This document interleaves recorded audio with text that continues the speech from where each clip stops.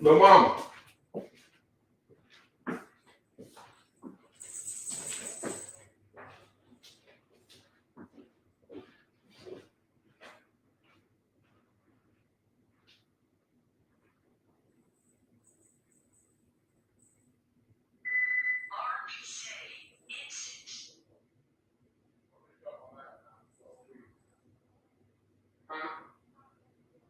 Yeah.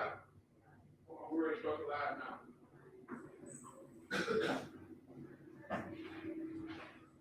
Hey, I already started the live. You don't let me work.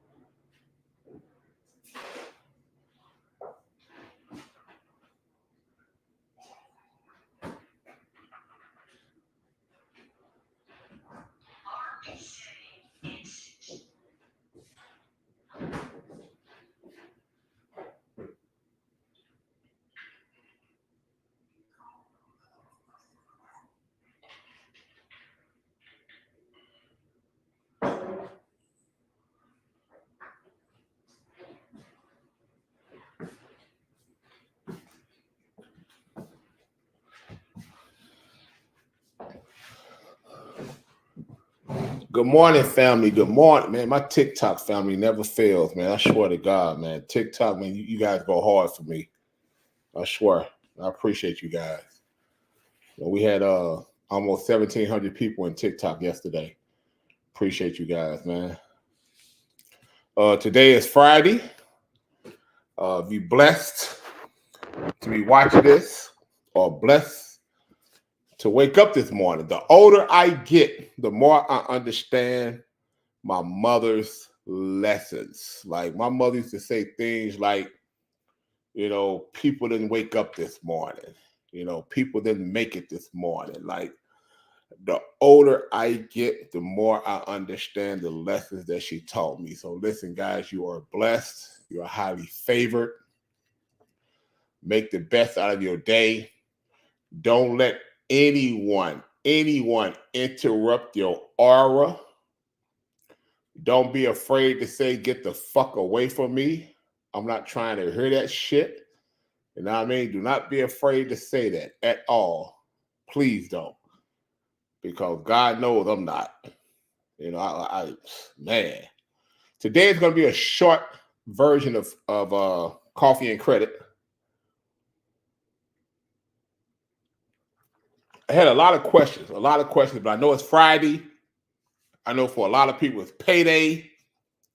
They trying to get out there, but I'm saying, guys, we are in a recession.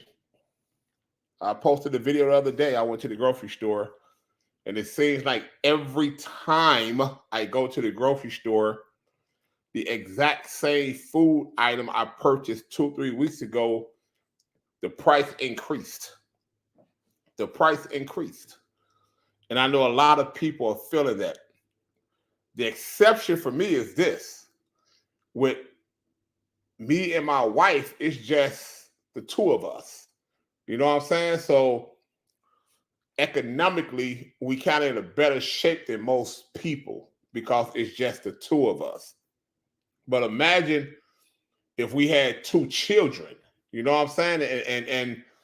And she's working, I'm working. We don't get any kind of government subsidy, no EBT, no Section 8, no nothing. So I really feel for the working class people right now, because you have to make choices between dinner and the electric bill. That's a hard choice to make. You have to make choices between, can I provide my baby a birthday party, or do I want to pay the gas bill? Those are difficult. Those are choices that I think that no one should have to make. No one should have to make those type of choices. But unfortunately, those are the type of choices that we have to make every fucking day right now in this economy.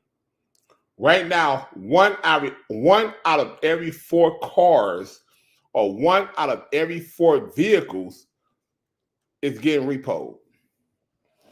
Think about that.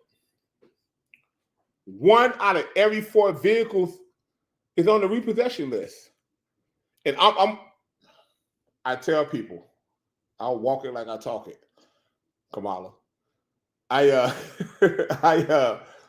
When I caught my Fed case and they froze all my accounts, they seized all my accounts, I was unable to pay my bills because the Feds seized all of my finances. And at that time, in 2015, when I got indicted by the Feds, I was driving a 2014 S550 Benz.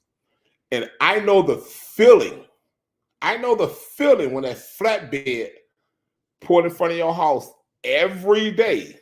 I had a flatbed used to pull in front of my house every day for months. And the guy would be like, hey, man, just give me the car. I'm like, nah, I'm not. I need it. I'm not. So I know what it feels like to go through a repo. I've been there. I've done it. I know what it feels like to go through an eviction. I know what it feels like when the HOA actually attack you because you can't pay your fees and they try to force you to sell your home. Like, I know what that shit feel like because I went through it. You know what I'm saying? Like, I literally went through that, you know? So again, today, I'm going to try to keep it short because I know it's Friday. You know what I'm saying? I know it's Friday. I know a lot of people getting paid. I know a lot of you guys going to turn up this weekend. But when you turn up, think about turning the fuck down. All right? Think about turning down. Because right now, money isn't guaranteed tomorrow. We're not living in the PPP era no more. All right? We're not living in the EIDL era no more. That shit over. That shit over. I know scammers getting jobs. You know what I'm saying? Like, I know scammers working at Chipotle. You know what I mean? Like, shit hard right now. All right? And you need to act like and acknowledge it's hard, especially if you have children. I posted on my Facebook 2 days ago. I said, if you're a mother and you have children or a child or children, and this summer you went to Tulum, Mexico, you turned up at all the brunch spots, but yet when they do the free back to school giveaways, you're the first person in line to get the free shit for your child to go back to school. You fail. You fail. Your priorities fucked up. Your priorities fucked up. Honestly. So let's get started today. A question that was sent to me. And again, please, I invite all questions. And there is no such thing as a dumb question. All right? There is no such thing as a dumb question. Please, I invite all questions. All right? I need that. All right? We need that content to continue to go 7 days a week, early in the morning, drinking coffee and talking about credit. All right? It's all about coffee and credit. This is for the working class people. This is for the 9 to 5. I got to get up at 6, 7 o'clock in the morning. This is for the mid-shift people that worked at 11 to 7. They can catch the replay. This is for the overnight people that work from 11 p.m. to 7 a.m. We got you. All right? We got you. It's all about coffee and credit. So today I want to talk about what's the difference between a Vantage score and a FICO score. And I think it'd be a lot of confusion with that when it comes to a Vantage score and a FICO score. And I'm going to tell you the reason why it'd be confusion. This is the reason why. Credit Karma and Credit Sesame, which most people subscribe to because it's free. You subscribe to Credit Karma and Credit Sesame because it's free. They use what's called a Vantage scoring model. All right. And there is nothing wrong with a Vantage scoring model, with the exception of this. 97% of lenders, 97% of financial institutions do not use the Vantage scoring model. They use FICO. All right. And to give you some background, the difference between the Vantage credit scoring system and the FICO credit scoring system is like Coca-Cola and Pepsi. They are not the same. All right. They are absolutely not the. Really? It's my cat. My cat hates to see me work. I swear to God. You hate to see me work. She hates to see me work. Anyway, the difference between a Vantage scoring system and a FICO scoring system is that it's like Coca-Cola and Pepsi. You know what I'm saying? They may look the same, but they're not the same at all. FICO has been around since 1956. All right. And to give you a background about FICO, FICO was created by a guy named Bill Furr. He's the FI. And another guy by the name of Carl Isaac. He's the CO. So that's where you get FICO from. And they started using this system in 1956 to determine what is the credibility of a person to get credit, to get loans.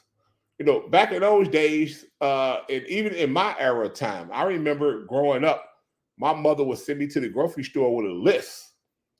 She would send me to the grocery store with a list and say, hey, look, here you go. Take this list to the grocery store and bring these items back home with no money. With no money. Because my mother had good credit.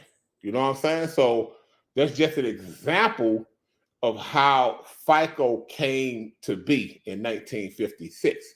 They were able to judge a person's credibility based off certain factors, if they could pay on time, if they made enough revenue to pay. So that's where FICO came from. Now, on the flip side, and I want you to really hear this, on the flip side, in 2006, now remember, FICO came around in 1956.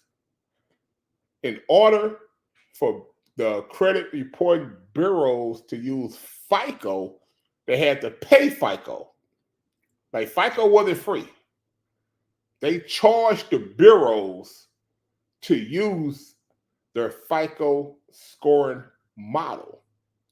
So in 2006, the big three credit reporting agencies, Experian, TransUnion, and Equifax, the big three, for the first and only time ever, combined together, and they created the Vantage score credit reporting model. All right, in 2006, the big three don't even communicate with each other. But FICO was charging them so much money to use their credit scoring model to where TransUnion, Equifax, and Experian decided to join together for the first and only time in history in 2006. They actually joined together and decided they charging us too much money, man. Like the plug killing us. The plug killing us. We need to find another plug. So they created their own credit scoring model, and that's where the Vantage score came in at. So now, what's the problem? First of all, FICO is used by 95, 97% of all financial lenders around the nation. All right. FICO is tier 1. Some people use Vantage, but FICO is tier 1. But this is the problem. All right. Your credit score ranges from 300 to 850. All right, 300 on the low end, anywhere between 300 to 660. And I want to emphasize this part. Anywhere from 300 to 660, you have some issues going on with your credit. You have some issues going on that needs to be corrected. All right, you have some issues. I said it to say this because a lot of people feel like because they're simply in the 600s, they got good credit.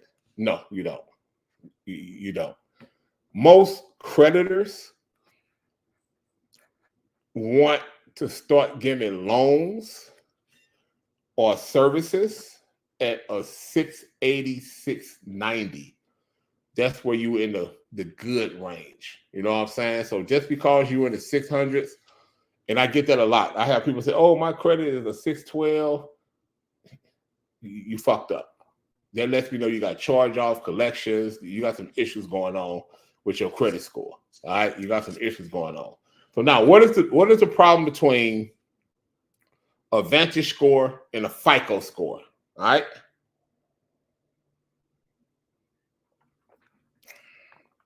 Because most people do not pay for credit monitoring. They simply have Credit Karma or Credit Sesame, which uses the Vantage credit score model as opposed to the FICO model. But those scores can be different between 30 to 100 points. All right. Your Vantage score and your FICO score can be different 30 to 100 points, depending on what you're trying to get approved for. All right. Depending on what you're trying to get approved for. Case in point, I'm giving an example. And sometimes you see this meme on social media. You pull up your Credit Karma, your Credit Sesame. They're both Vantage score. And it says, oh, your credit score is a 710 and you need a vehicle. So you run to an auto dealership thinking that you have a 710 credit score, and the auto dealership does not use the FICO scoring model. I'm sorry, they don't use the Vantage scoring model. They use the FICO scoring model. So when they run your FICO report, your FICO score comes back, 599, 605, 620. And you're like, wait a minute, I just pulled my credit report. It said I was a 720. Like, no.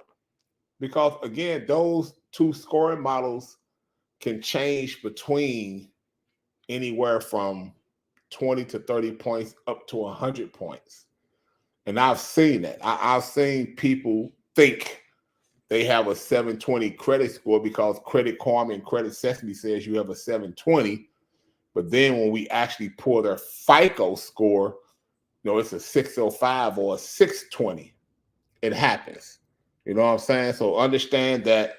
And it's not to say that the Vantage score is wrong. It's just that whatever financial institution that you're dealing with, they do not use the Vantage credit score model. They use the FICO score model. So now look, I want to talk more about FICO because there is something that's getting ready to happen next year that's going to affect millions of people, and you can Google this.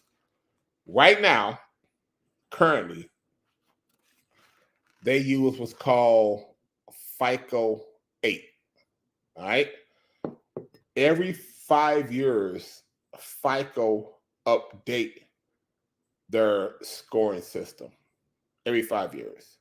So right now, we're at FICO 8, which, again, 95% of any institutions that deal with financials, that deals with loans, that deals with products, services, they use the FICO 8. Next year, all these companies are slowly instituting FICO 10T. 10 stands for the 10th version. T stands for trending. All right? Let me explain what I mean by this. And I want you guys to really, really, really listen to what I'm saying, because this is going to affect millions of people. Right now on the FICO 8, if I have a client that have late payments, I would tell my client, look, make your payments on time for the next 4 to 6 months. And once we apply for new credit or new services or that loan, most institutions only go back 90 days. So if you've been making your payments on time 4 to 6 months, and they're only going back 90 days, they're going to see on-time payments for the last 90 days. That's the current FICO credit scoring model that's used by 95 to 98% of all financial institutions, whether it's loans, services, whatever. FICO 10T is going to be implemented and is slowly being adopted right now. Like FICO 10T is slowly being adopted right now by banks, lending agencies, services, and so anything dealing financial. They are slowly implementing FICO 10T. What's the difference between FICO 10T and the current FICO 8? Listen. Remember I said, I tell my clients, if you have late payments, which is the worst, late payments are the worst. You lose anywhere from 30 to 100 points on a late payment. Late payments are the absolute worst. I'd rather deal with the collections or a charge off than a late payment. All right. But if you do have a late payment, let's say you have one, maybe two, I would advise my clients with that particular account, make sure you pay that account on time for the next 4 to 6 months. And once you apply for new credit, again, under FICO 8, they normally only go back 90 days. They won't see the late payment. Under the new rule, what FICO is getting ready to implement, under FICO 10T, they able to go back 2 years. Think about that. 2 years. So let's say back in 2022, 23, so you lost your job, you went through some shit, you missed some payments, but you kept your head above the water. You know what I'm saying? You paid minimum payments. You did what you had to do in order to keep your head above the water. And then you go to an institution and you try to get a loan or a new credit card, but they can go back 2 years. They can go back 24 months. And within 24 months, they see that, oh, in 2023, you had 2 missed payments. That alone can get you denied for new services. That's huge. That's huge. To judge a person based off of indiscretions that happened 2 years ago, that is huge. And I want you guys to really understand the gravity of what I'm saying. Like, understand the gravity of what I'm saying. They are going to be able to judge you off of what occurred in your life 2 years ago. You could have lost a loved one. Your wife could have died. Your husband could have died. You could have went through a divorce. You know what I'm saying? Like, so much could have happened in your life at that time. But at the end of the day, you overcame that. But under FICO 10T, it doesn't matter if you overcame it or not. Institutions are going to judge you based off what occurred 2 years ago. So that's why I tell people right now, listen, if you got average to bad credit, you need to get that shit taken care of right now. Because going into next year, and think about this, we 150 days away from New Year's Eve? This year is over. If I'm telling you it takes anywhere from 4 to 6 months, and in some cases 2 years, to repair and restore your credit, depending on how damaged it is, you need to start right now. Right now. Because when FICO 10T is implemented, it's going to damage millions of people. Millions. And it's designed to do that. And I say it's designed to do that because right now, if you're a person that has, let's say, multiple credit cards, all right, you are witnessing credit card companies decreasing your credit limit. Your credit limit used to be $10,000. Now it's $3,500.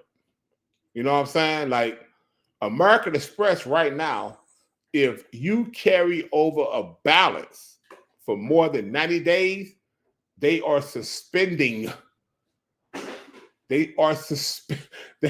American Express, if you carry a balance on American Express for more than 90 days, they suspending your usage. They will send you an email and say, hey, as of right now, you cannot use your American Express card until you pay X amount of dollars. Because American Express do not like you carrying over balances. They don't like that. Capital One, if you get close to your credit limit, Capital One is freezing the card. They'll send you an email and say, okay, listen, let's pay this card down. And once you pay the card down to close to a zero balance, they take the card back. They take the card back. Hey, guys, we are living in some detrimental times. Detrimental times. And right now, the only way I see people getting ahead is through your credit. You got to fix your credit, man. You got to. And you have to use it properly. Discover Card right now. Discover Card. If you carry a balance more than 120 days, they'll freeze the card, wait till you pay the balance down, and then take the card back. I have clients tell me this. I had a client call me yesterday and tell me this. With Capital One, he had a Capital One Quicksilver card, $20,000 limit. He owed like $14,000. he paid the balance all the way down, and he only owed like $2,000. And Capital One sent him an email and said, "Hey, we closed the card. We closed it. It's happening. All right, it's happening. We are getting ready to enter into some detrimental times. Detrimental. Think about this here. Right down the street from where I work at, they build luxury apartments. And they said they want the average person to make 4 times the rent. They want the person to make 4 times the rent, all right, of the apartment. That means that the rent for the apartment for a 1 fucking bedroom is $3,500 a month. $3,500. So a person has to make $14,000 a month just to move into this place. 14 and have good credit. And have good credit. So, hey, listen, on my TikTok, anybody want to get invited up on my TikTok, hit me with the invite. I'll pull you up. I'll be glad to pull you up. But yes, that's the difference between a VantageScore and a FICO. And I know I went off because I am so passionate about this, because I know how credit has changed my life. You know what I'm saying? It changed my life for the better. You know, like, let's say I have a bad month when it comes to clients with credit report. I can have a bad month, but guess what? I have cash advance on my credit cards. And if I got, case in point, my DCU is a $50,000 credit limit, I can get $19,000 cash advance off that card to float me for the next few months until, you know, my clients start rolling back in and I pay that card off. That's the beauty of good credit. You know what I'm saying? But you have to be smart. You have to be smart. So again, on TikTok, Instagram, my several Facebook pages, LinkedIn, anybody want to come up, ask questions, please send an invite. I'll pull you up. All right, so we talked about the difference between FICO and Vantage. The next question I have is, how long do it take for a repo to be removed? That's a pretty good question. But I'm going to tell you why it's a good question. It depends on who is the collection company that has the repo. Because certain collection companies will sue you when it comes to a repo. I've had clients that got sued. You know what I'm saying? So, and I want to caveat. I want to say this: there is no difference between a voluntary repo and an involuntary repo. And I'm gonna keep it straight hood. I tell clients all the time: if your car is under repo, they looking for it, play hide and seek. Because whether you give it to them or they find it, is no impact on your credit score. It's no impact on your credit score. So sometimes when I look at a credit report and it says voluntary repossession, it's still negative. It don't matter if it's a voluntary repossession or a repossession. It don't matter. So I play hide and seek.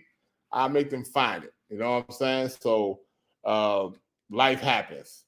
But yes, it depends on the company that you're dealing with. It depends on how aggressive that company is, because there are certain collection companies that are more aggressive than other collection companies. You know, a company called Midland Credit. Midland Credit is very aggressive. They will sue the shit out of you. NVLV, very aggressive. They will sue the shit out of you. And my thing is, if you know that you're facing that, get in front of it.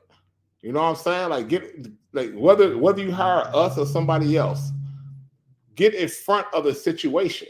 You know what I'm saying? Like, get in front of the situation. Don't wait until they file a lawsuit against you, because unfortunately with most people, when collection companies file lawsuits against us and they knock on your door and they serve you with those papers, we don't take it serious.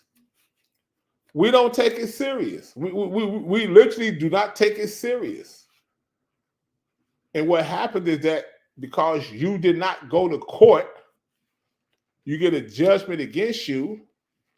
And a month after that judgment, when you get your paycheck at work, 50% of your paycheck gone to garnishments because you didn't take it serious.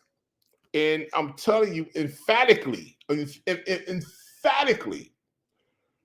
because of the pandemic, a lot of collection companies are suing. They are suing people right now. They're suing. They're trying to get their money. They're trying to get their money. All right? They are suing people. And I see it all the time. I have clients right now that are facing lawsuits from different collection companies because during the pandemic, they lost millions of dollars. And right now they're trying to recover. And that's the same thing when it comes to evictions. During the pandemic, you know, you could finesse the system and live for free. Them days are over with. You know what I'm saying? Those days are over with. The days of scamming is over with. You know what I mean? Like, and I'm just being 100. Like, I tell people all the time, we don't do CPNs. We don't.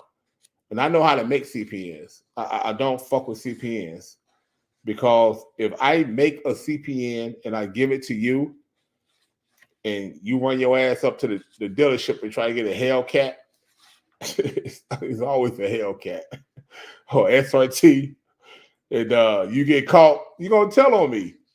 You're going to tell. Like, and I know you're going to tell. I know you're going to tell on me. So why the fuck would I put myself in that position or put you in that position? Everything we do over here at Pleasant Management, man, we do legally. All right? We do legally. And I tell all my clients, this shit going to take time. All right? It's going to take time. I don't do credit sweeps. As a matter of fact, I got an ad right now. I just say the guy said in 24 hours, we can clean your credit. Impossible. Cap. It's not going to happen. It's not going to happen. So to recap, we talked about the difference between a Vantage score and a FICO. A Vantage is maybe 5% of lenders use a Vantage score. 95% of lenders use a FICO. And currently they use FICO 8. Starting next year is FICO 10T because every 5 years FICO update their credit scoring model. And under FICO 10T as opposed to FICO 8, and with FICO 8, they go back 90 days to 120 days and are able to see your credit activity. You know what I'm saying? Your financial activity. Under FICO 10T, they're going to be able to go back 2 years and see your credit and financial activity, which is huge. We also discussed how long do it take to remove a repo. It depends on who the collection company is. Some collection companies are easier than others.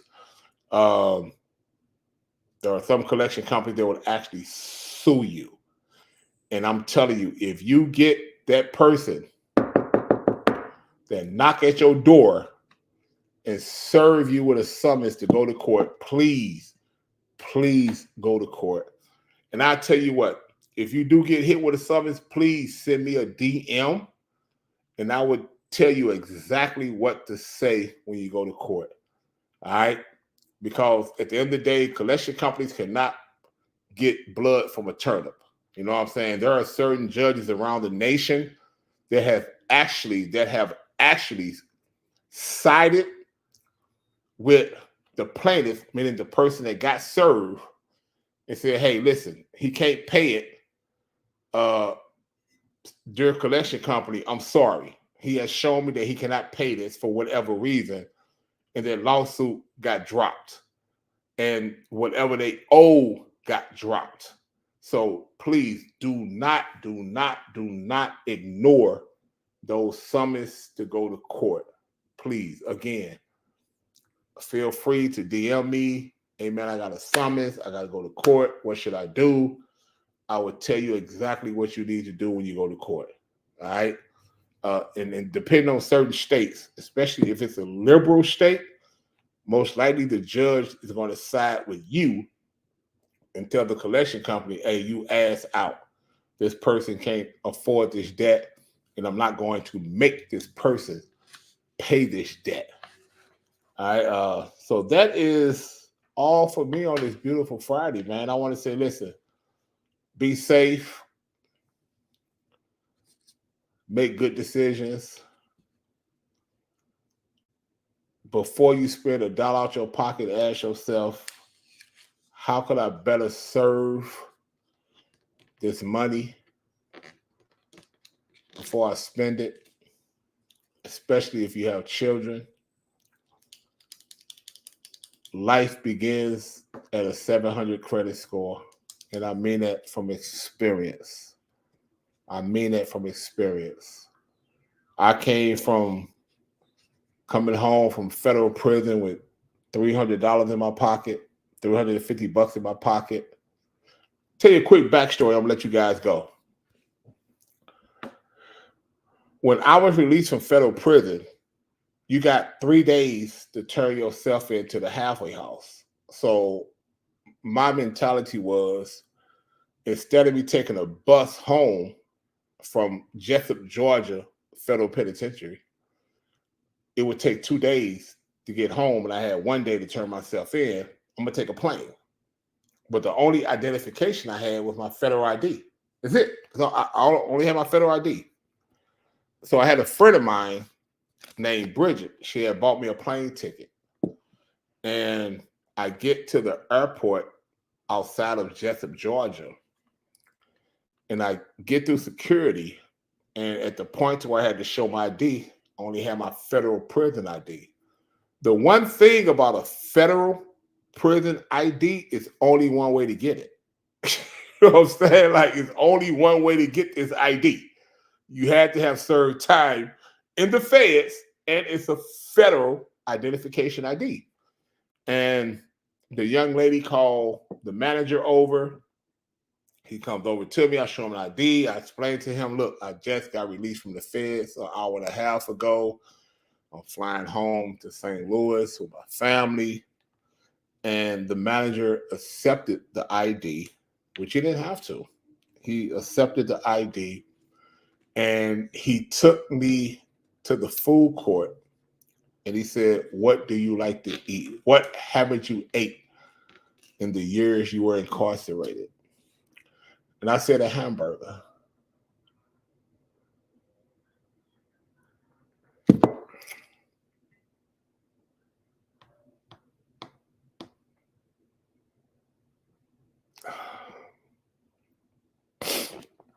Man. And this kind gentleman took me to one of the restaurants, and he said, whatever he wants, give it to him. I'm going to pay for it.